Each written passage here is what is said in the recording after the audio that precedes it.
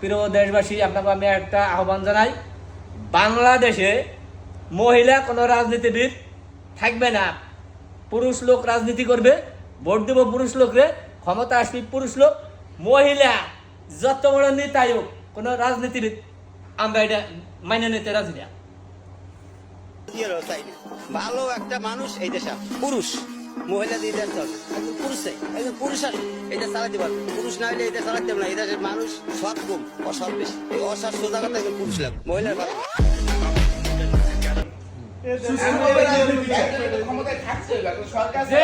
বৈষম্যমুক্ত দেশ হইতে